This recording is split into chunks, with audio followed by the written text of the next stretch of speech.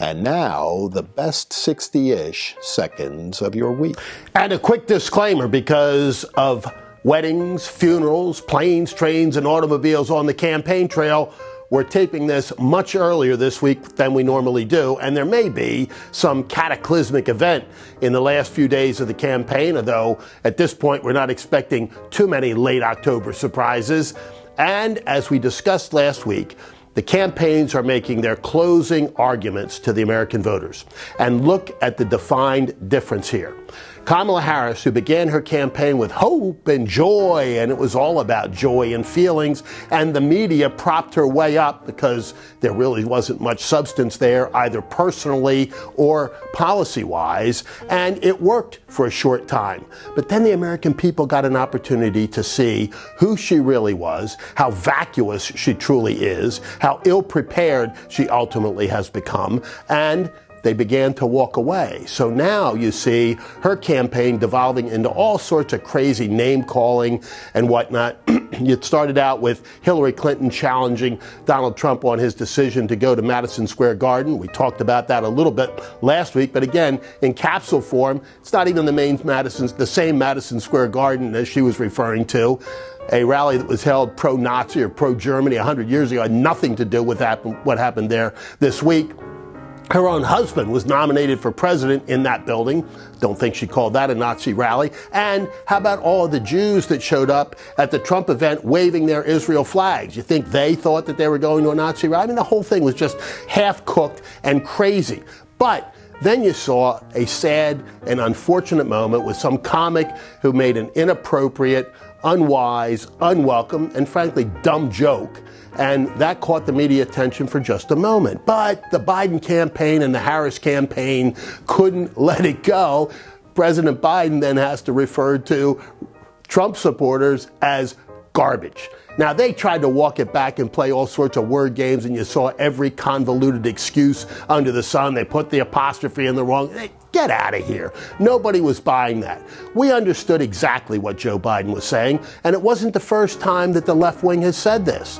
Hillary Clinton, of course, had her infamous deplorables moment, but it goes back even further than that, when in my home state of Pennsylvania, Barack Obama talked about people that cling to their guns and their Bibles, etc., in a very disparaging way.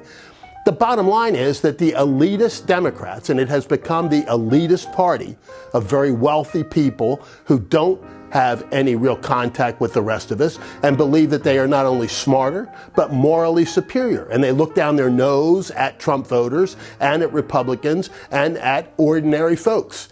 And the nice thing about the ordinary folks, as Abraham Lincoln once said, is God made so many of them. And meanwhile, Donald Trump is in his ascendancy.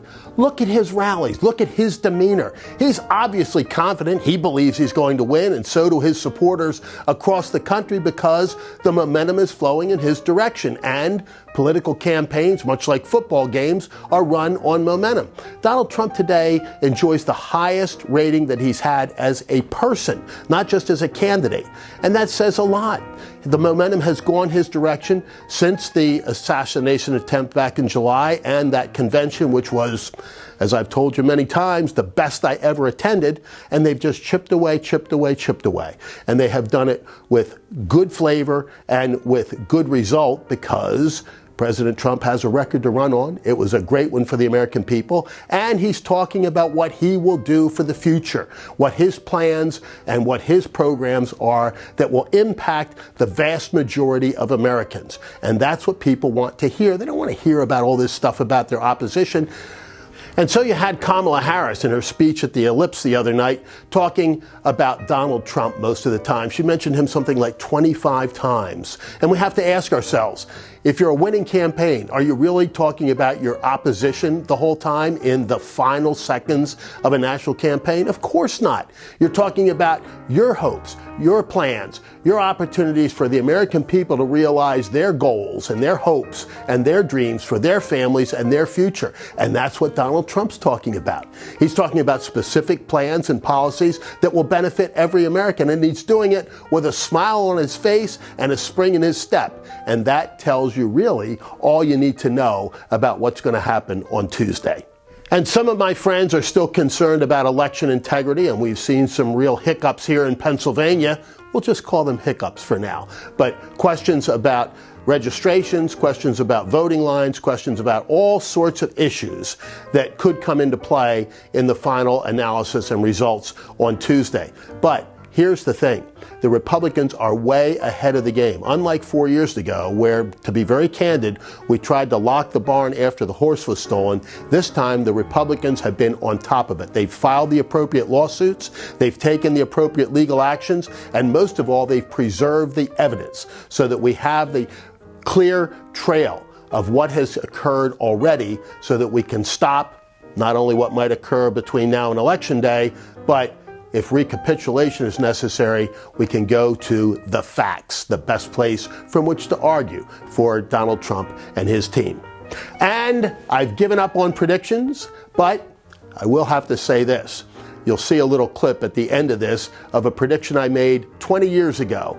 Very, very tough to beat, and that's why I've really kind of shied away from predictions. But I will say this.